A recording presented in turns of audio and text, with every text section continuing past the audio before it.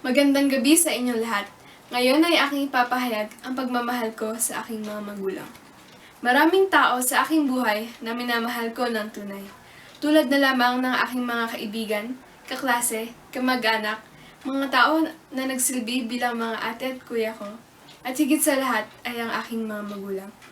Ang aking mga magulang ang siyang nag-aruga, nagmalasakit at nagpalaki sa akin. Simula pa lamang noon ay parati na silang nandyan sa aking tabi kahit anuman ang mangyari. Kahit na may mga panahon na nagkaroon kami ng mga problemang akala namin ay hindi na masosolusyonan pa, mga problemang naging dahilan sa muntik na pagkakawatak ng aming pamilya, ay nangibabaw pa rin ang aming pagmamahal sa isa't isa at naayos naman namin ang lahat ng mga hindi pagkakasunduan. Nagpapasalamat din ako sa may kapal dahil kung wala siya sa sentro ng aming pamilya, baka ngayon ay hindi na kami magkakasama pa. Sila ang nagpalaki sa akin na silayan nila ang lahat-lahat na nangyari sa aking buhay.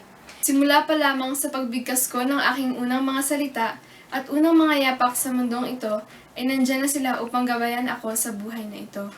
Sa lahat ng sakripisyo at tiyaga na ibinigay nila sa akin, ay alam kong hindi ko ito masusuklian o mapapantayan pa. Ngunit ang tanging magagawa ko lamang ay ipakita kung gaano ko sila kamahal. Gusto ko ipakita na sila ay aking pinagmamalaki sa buong mundo. Gusto kong malaman nila na ako'y pinagpala ng Diyos dahil sila ay aking mga magulang.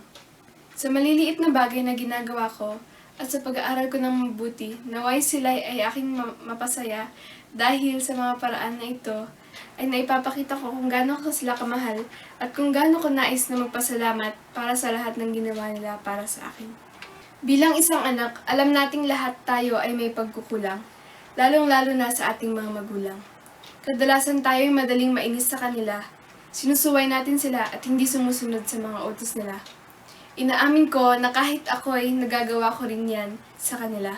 Kahit sa simpleng pag-utos nila na, "Anak, maglinis ka naman ng bahay," na kadalasan ay sinusuway natin, hindi natin napapansin na nasasaktan na pala natin ang kanilang damdamin. Hindi rin natin napapansin na kahit sila ay pagod galing sa trabaho, ay nagagawa pa rin nilang asikasuhin at alagaan tayo. Kaya tayo bilang mga anak, huwag natin sasayangin ang bawat araw at bawat segundo na kasama natin sila. Sa simpleng pagmano, pagyakap at pagtanong kung kamusta ba ang araw nila, ay matutuwa na sila doon. Lalong-lalo na sa pagsasabi natin ng "I love you" sa kanila. Tingnan lang natin kung hindi sila kikiligin kapag binanggit natin ang mga salitang iyon. Patuloy lang natin na ipakita kung gaano natin sila kamahal habang sila ay nariyan pa dahil baka hindi na natin ito magawa pa at masabi pa sa susunod na mga pagkakataon. Gusto ko lamang talaga magpasalamat sa aking mga magulang dahil kung wala sila ay wala rin ako sa mundong ito.